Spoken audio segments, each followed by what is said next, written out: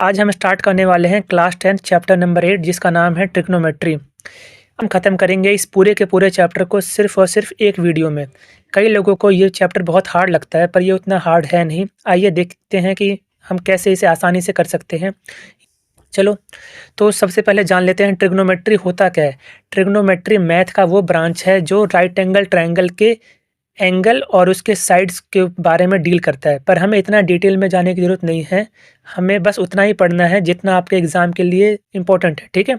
तो basic idea ये पता होना चाहिए कि ट्रिग्नोमेट्री राइट एंगल ट्रायंगल के ऊपर डील करता है।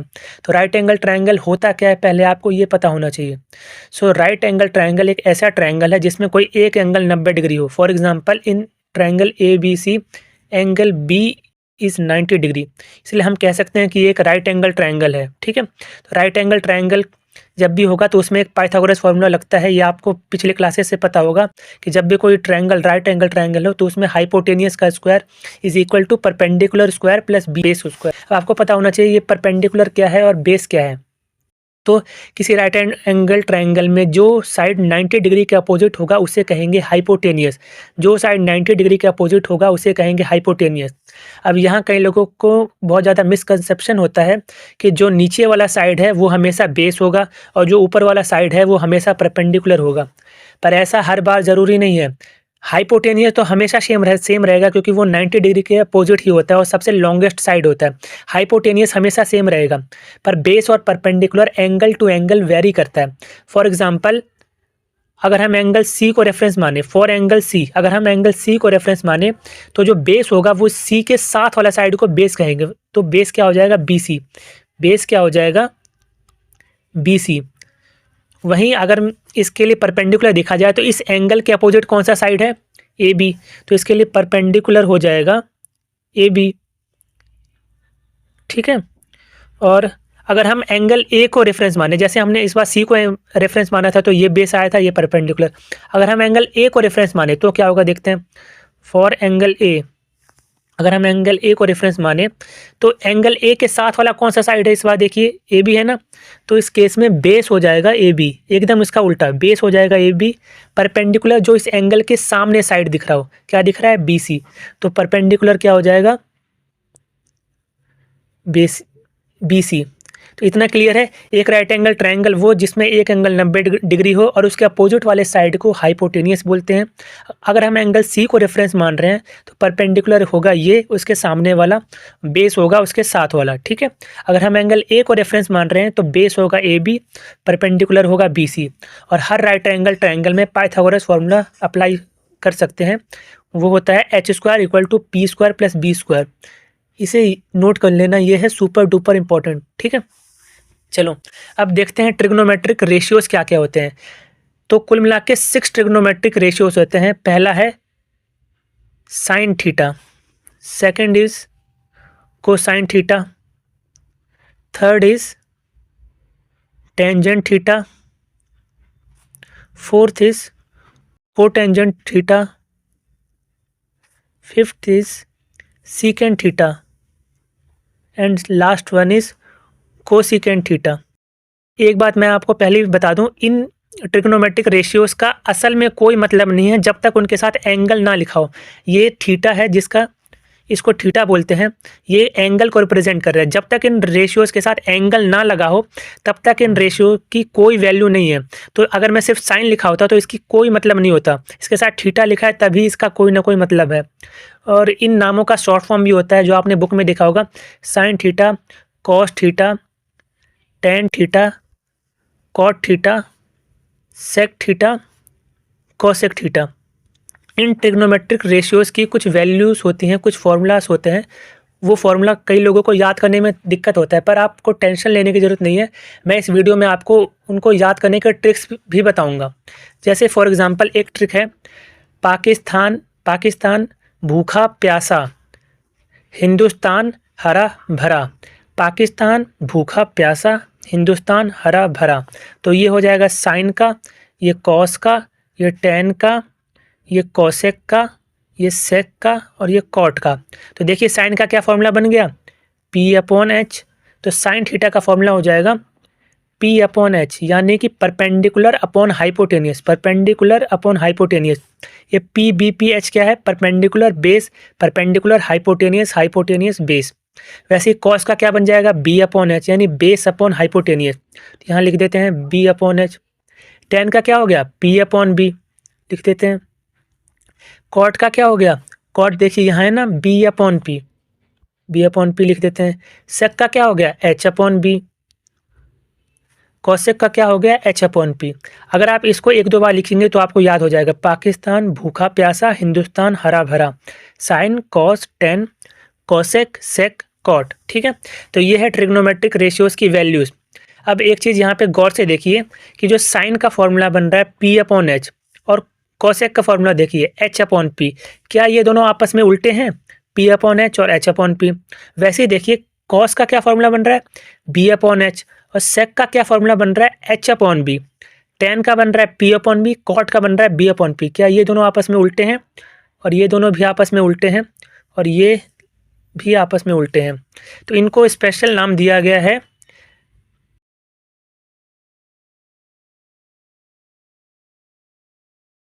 ये लोग आपस में उल्टे हैं इसलिए इनको रेसिप्रोकल रेशियोस भी बोलते हैं। इसका मतलब कि अगर आपको साइन थीटा दिया हुआ है तो आप उसको सिंपली, अगर मान लीजिए साइन थीटा 4/3 दिया है तो कॉसेक थीटा निकालने के लिए सिंपली आप उसको उल्टा कर सकते हैं, 3/4, है ना। तो इसलिए इनको रेसिप्रोकल रेशियोज कहा जाता है। तो साइन थीटा का रेसिप्रोकल है कॉसेक थीटा, सेक थीटा का भी हमने देखा उसका रेसिप्रोकल होता है कॉस थीटा, और वैसे टेन थीटा का रेसिप्रोकल होता है कॉट थीटा। इस लिखे होने का मतलब है कि अगर साइन थीटा 4/3 दिया है तो कॉसेक आप 3/4 ऐसे निकाल सकते हैं। सेक थीटा अगर मान लीजिए 4/3 दिया होता तो कॉस थीटा की वैल्यू हो जाती 3/4। बस सिंपली उसको उल्टा करना। ये सारे एक दूसरे के उल्टे होते हैं, इसलिए मैंने ऐसा सिंबल बना के इसको रिप्रेजेंट किया है। ठीक है, अब एक चीज़ यहाँ और देखिए कि अगर आप साइन को और कॉस को डिवाइड कर दें, अगर आप साइन को और कॉस को डिवाइड कर दें, जैसे मैं यहाँ करता हूँ साइन थीटा अपॉन में कॉस थीटा। साइन थीटा का क्या फॉर्मूला है यहाँ पे? P upon H. अगर मैं इस पी अपॉन एच को बी अपॉन एच से डिवाइड कर दूँ तो आप देखेंगे एच से एच कैंसिल आउट हो जाएगा, बचेगा P upon B, P upon B बचेगा। पी अपॉन बी किसका फॉर्मूला दिख रहा है? देखो ये टेन थीटा का। तो आप यहाँ से ये कह सकते हैं कि टेन थीटा इक्वल टू होता है साइन थीटा अपॉन में कॉस थीटा के। टेन थीटा इक्वल होता है साइन थीटा अपॉन में कॉस थीटा। इस रिजल्ट को याद रखिएगा, इसके बिना आपका प्रूफ वाले क्वेश्चन कभी नहीं होंगे। Sine theta upon cos theta equal to tan theta. वैसे ही कॉस थीटा की वैल्यू आ जाएगी कॉस थीटा अपॉन में साइन थीटा, इसे भी याद रखिएगा। ठीक है, तो अभी तक हमने क्या देखा कि किसी राइट एंगल ट्रायंगल में हाइपोटेनियस, अगर इस एंगल को देखेंगे तो ये बेस, ये परपेंडिकुलर, अगर इस एंगल को देखेंगे तो ये बेस और ये परपेंडिकुलर। हर राइट एंगल ट्रायंगल में हम पाइथागोरस फार्मूला लगा सकते हैं। और there are 6 types of trigonometric ratios, उन सब के बारे में हमने पढ़ लिया, उन्हें याद करने का ट्रिक भी जान लिया, उन सब के फॉर्मूले भी देख लिए, और ये भी देख लिया कि कौन कौन सा किसका रेसिप्रोकल होता है, यानी किसका उल्टा करने पे क्या आएगा। और हमने एक और देखा स्पेशल केस जिसमें साइन और कॉस को डिवाइड करके टेन आ रहा था और कॉस और साइन को डिवाइड करके कॉट आ रहा था। ठीक है, इतनी बातें क्लियर हैं। अब चलिए इसके क्वेश्चन कर लेते हैं। तो ट्रिग्नोमेट्रिक से बेसिकली आपके 3 टाइप के क्वेश्चन बन सकते हैं।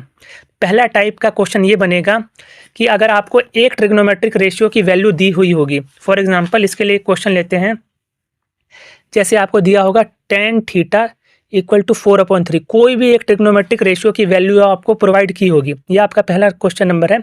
टेन थीटा इक्वल टू 4/3 या कोई भी ट्रिग्नोमेट्रिक रेशियो का वैल्यू दिया होगा और आपसे किसी और ट्रिग्नोमेट्रिक रेशियो की वैल्यू पूछा होगा या फिर कहा होगा कि इसको सिंप्लीफाई करो, तो ये क्वेश्चन आपके में 3 मार्क्स का पक्का आने वाला है। 3 मार्क्स का 100% है कि इसका क्वेश्चन एक ना एक आएगा ही आएगा।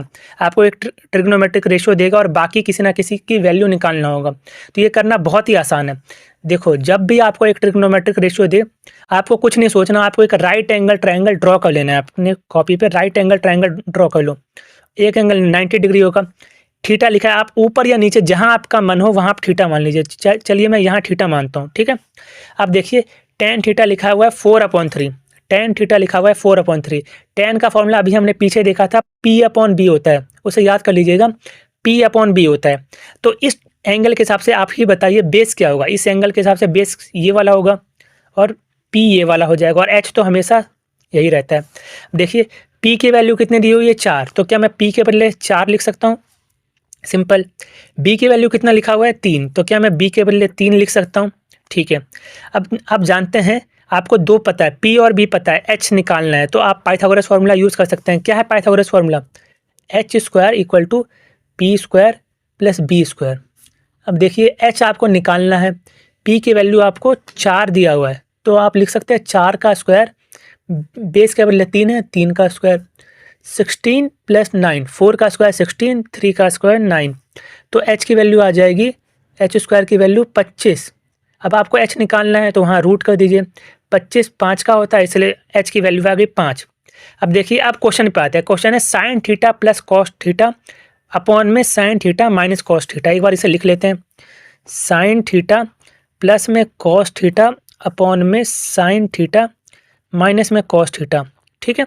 अब देखिए साइन थीटा की अभी मैंने वैल्यू आपको याद कराया था, साइन थीटा का वैल्यू था पी अपॉन एच और कॉस थीटा का था बी अपॉन में एच। चलिए निकाल लेते हैं। Sine theta P upon H, P क्या है इस केस में 4 और एच कितना निकाला अभी हमने 5, तो साइन थीटा के बदले मैं 4 अपॉन 5 लिख दूँ, पी अपॉन एच। वैसे ही कॉस थीटा का वैल्यू होता है बी अपॉन एच, बी क्या है यहाँ पे 3 और एच कितना आया 5, तो कॉस थीटा के बदले आ गया 3 अपॉन 5।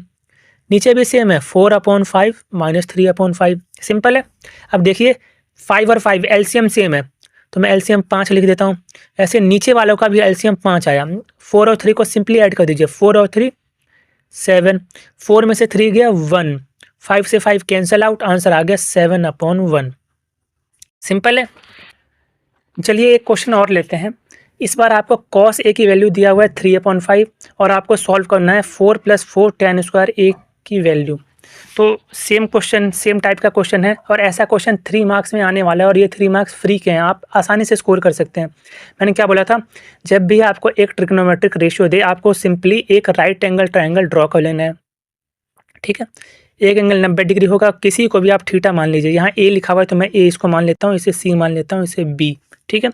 अब ध्यान दीजिए कॉस थीटा का क्या क्या फॉर्मूला था, बी अपॉन एच था ना।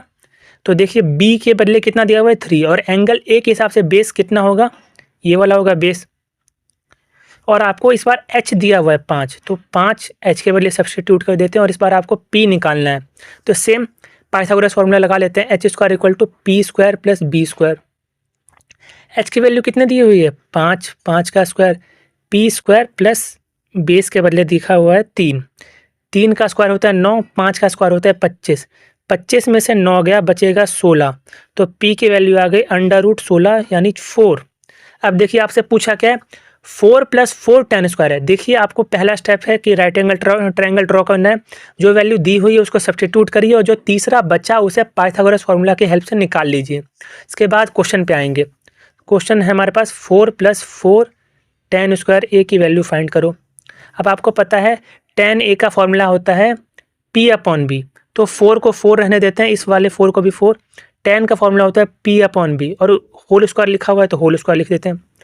4 प्लस 4, p कितना निकला हमारा 4 और बेस कितना है 3, तो 4/3 का स्क्वायर, तो ये हो जाएगा 4 प्लस 4 इंटू 16/3, 16 4 जा 64, 4 प्लस 64/3। अब तो कुछ है नहीं, सॉल्व करना है। एलसीएम आ गया 3, 4 3 जा 12 प्लस 64 कितना हो गया 76/3 और यही आपका आंसर है।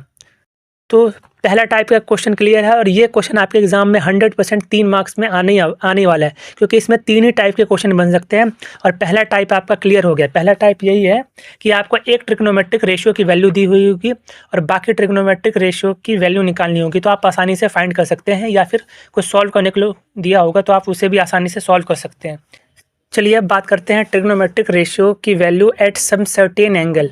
माने अगर साइन के साथ एंगल 0 डिग्री लिखा होगा या साइन के साथ 30 डिग्री लिखा होगा तो आपको हर बार p अपॉन एच करने की ज़रूरत नहीं है, आप कुछ स्टैंडर्ड वैल्यूज है उसे आप याद कर सकते हैं। तो आपके एनसीईआरटी बुक में या किसी भी बुक में एक टेबल बना होगा, उस टेबल को आपको याद करना है। कई लोगों को आपको याद करने में दिक्कत आती है, मैं जानता हूँ, तो आज मैं उसका एक शॉर्ट ट्रिक भी समझाऊंगा कि कैसे आप इसको आसानी से याद कर सकते हैं।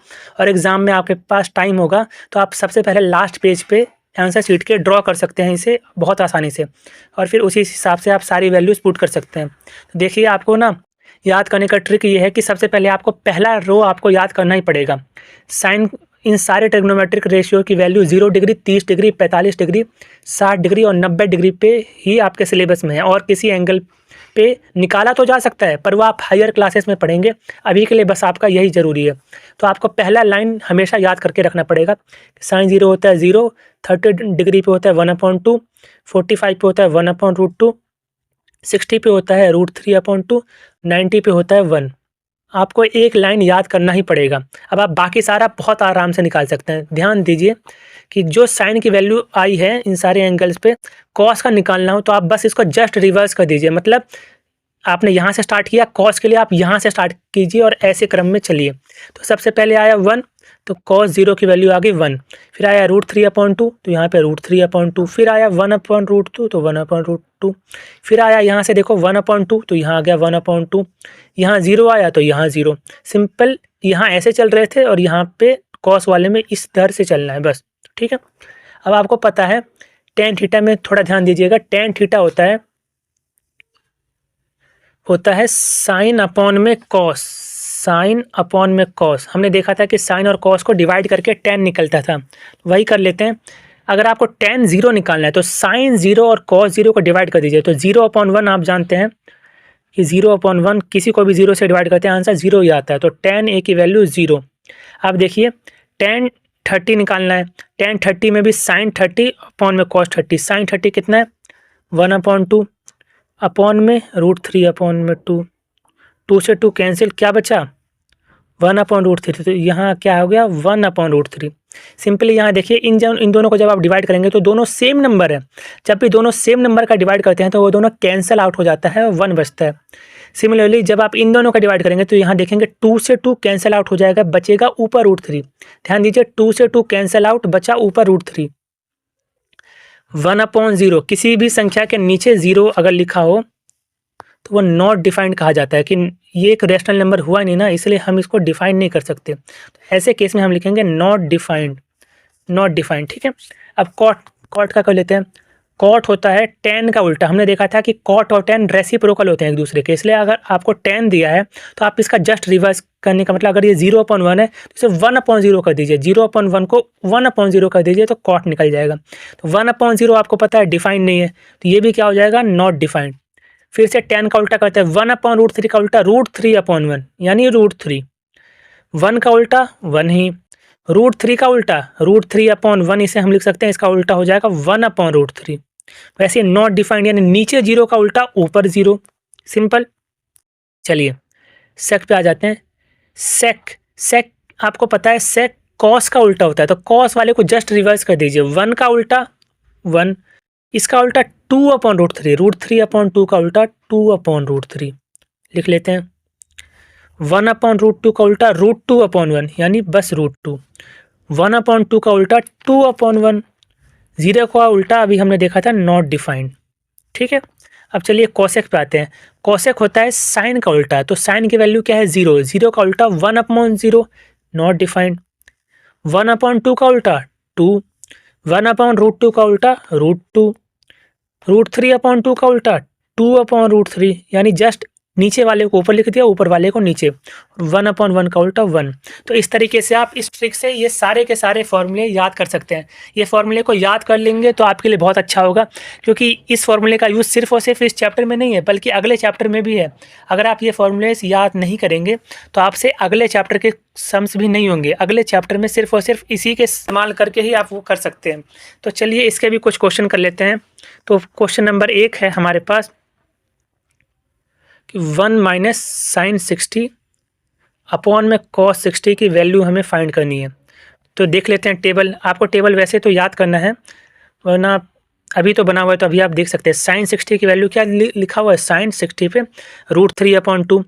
cos 60 पे क्या लिखा हुआ है 1/2। तो वैल्यू पुट कर देते हैं। 1 - √3/2 अपॉन में 1/2। अब देखिए ध्यान दीजिए कि ऊपर वालों का एलसीएम आ जाएगा 2 और ये 2 1 से मल्टीप्लाई हो जाएगा, तो 2 - √3 अपॉन में 1/2। 2 से 2 कैंसिल आउट, क्या बचा हमारे पास 2 माइनस रूट 3। सिंपल। ऐसे ही क्वेश्चन आते हैं एग्जाम में। एक 3 नंबर का क्वेश्चन भी लेते हैं। जैसे फॉर एग्जांपल अगला क्वेश्चन आपको ऐसे दिया है, साइन ए माइनस बी की वैल्यू गिवन है 1/2 और साइन और कॉस ए प्लस बी की वैल्यू गिवन है आपको 1/2। साइन ए माइनस बी की भी वैल्यू 1/2 और कॉस ए प्लस बी की भी वैल्यू 1/2 और आपसे पूछा है ए और बी को फाइंड करो, ए और बी क्या है निकालो। बहुत सिंपल है, आप बस ध्यान दो यहाँ पे कि साइन ए माइनस बी 1/2 कब होता है, कौन से एंगल पे साइन की वैल्यू 1/2 होती है। तो आप देख सकते हैं कि साइन 1/2 30 डिग्री पे होता है। और देखिए कॉस 1/2 कब होता है, कॉस 1/2 ये रहा, कॉस 60 पे 1/2 होता है। तो वही को आप सब्सटीट्यूट कर दीजिए। साइन ए माइनस बी आपने देखा कि 1/2 साइन पे कब आता है, साइन 30 डिग्री पे। Similarly cos A plus B भी आपको 1/2 दिया हुआ है, कॉस में 1/2 60 डिग्री पे आता है।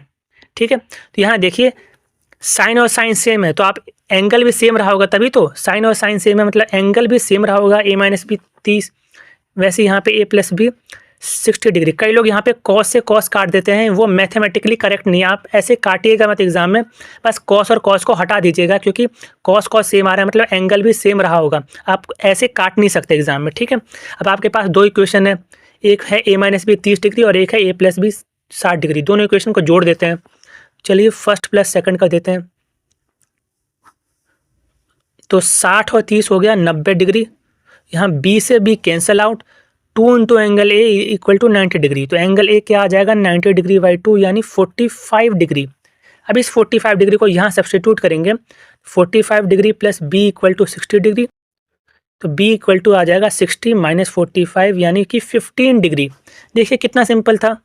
आपको जो भी वैल्यू दिया हुआ है उसके बदले आप रख दीजिए कि साइन या कॉस में किस एंगल पे आता है ये।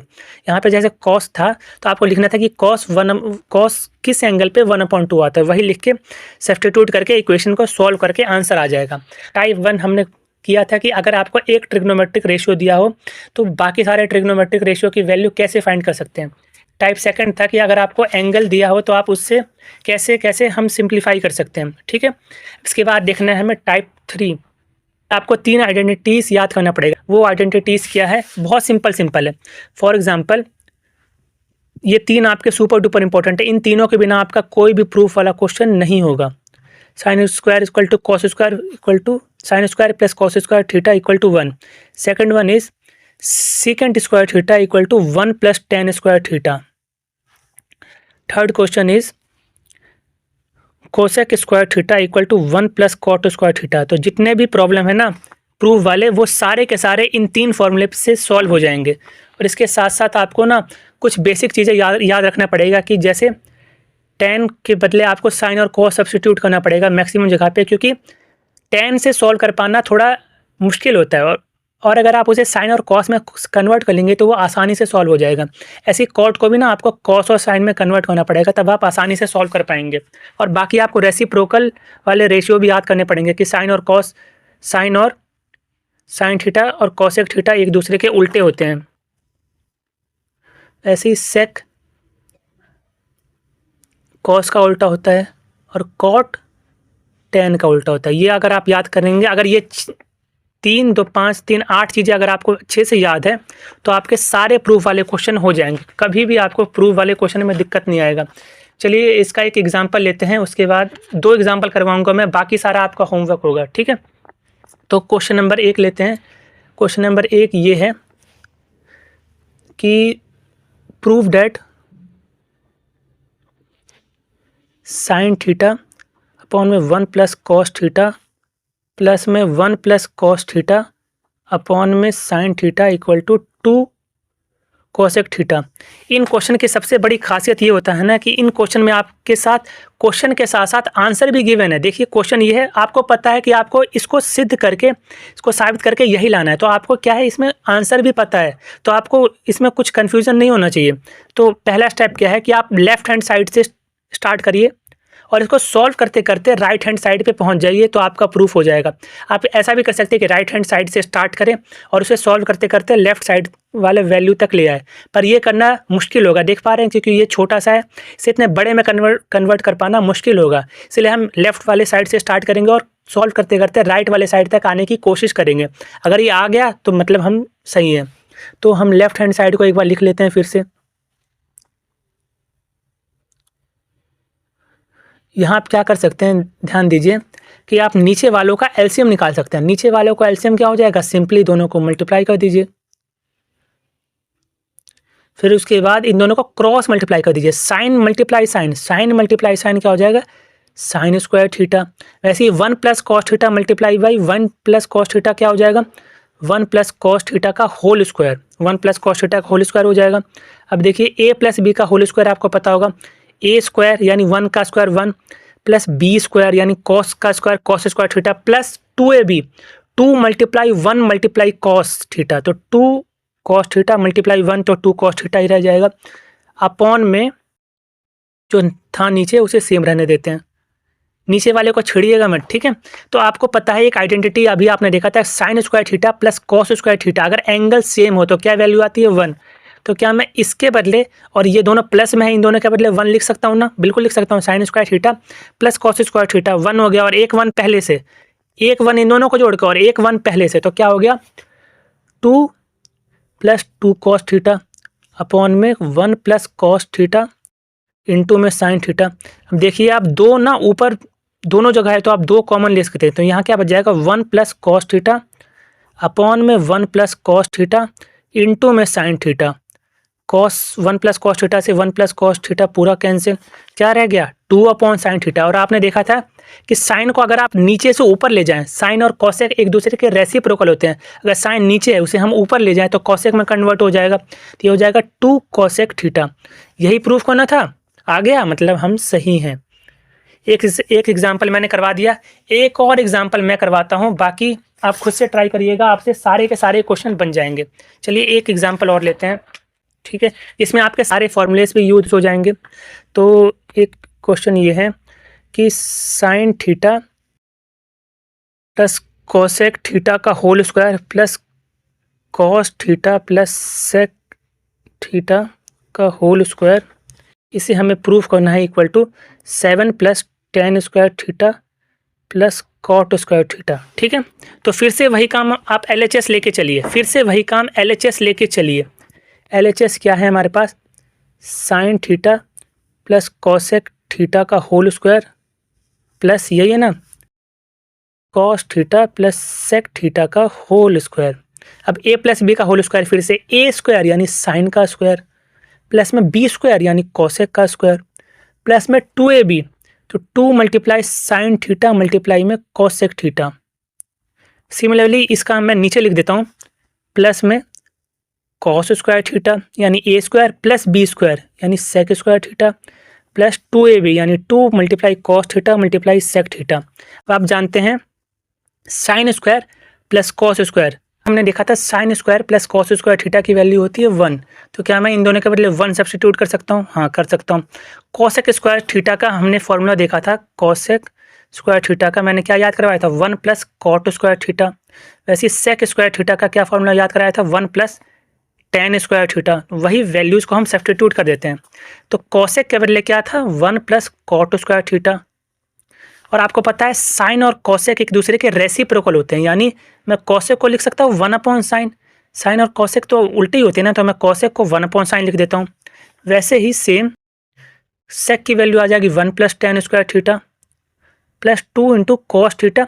मैं सेक थीटा को भी तो लिख सकता हूँ 1 अपॉन कॉस, क्योंकि सेक और कॉस भी तो आपस में उल्टे हैं, तो ये कैंसिल। देखिए 2 प्लस 2 4, 4 प्लस 1 5 प्लस 1 6 प्लस 1 7, क्या हो गया 7 plus tan square theta plus cot square theta equal to RHS। यही प्रूफ होना था, देख लीजिए यही प्रूफ होना था। तो आप देख पा रहे होंगे कि कितना ज़्यादा आसान है ये चैप्टर। बस यही 3 टाइप के क्वेश्चन बनेंगे और इनके अलावा कोई भी क्वेश्चन बाहर से नहीं आ सकता। पहला टाइप क्या था कि अगर एक ट्रिग्नोमेट्रिक रेशियो की वैल्यू दी होगी और बाकी सारा या फिर कुछ भी सॉल्व करना होगा तो आप कर लेंगे। सेकंड टाइप क्या था कि आपको एंगल्स की वैल्यू सब्स्टिट्यूट करनी पड़ेगी, यानी आपको वो टेबल लर्न करना पड़ेगा, या जो मैंने ट्रिक बताया है उससे भी आप याद कर सकते हैं। थर्ड था आपका प्रूफ करने वाला। तो प्रूफ करने वाला क्वेश्चन में वो जो 3 आइडेंटिटी मैंने बताया है आखिरी पेज में, ये 3 आइडेंटिटी और ये सारे कॉन्सेप्ट बस यूज होंगे और कुछ भी नहीं है। तो ये चैप्टर देख लीजिए, सुपर डुपर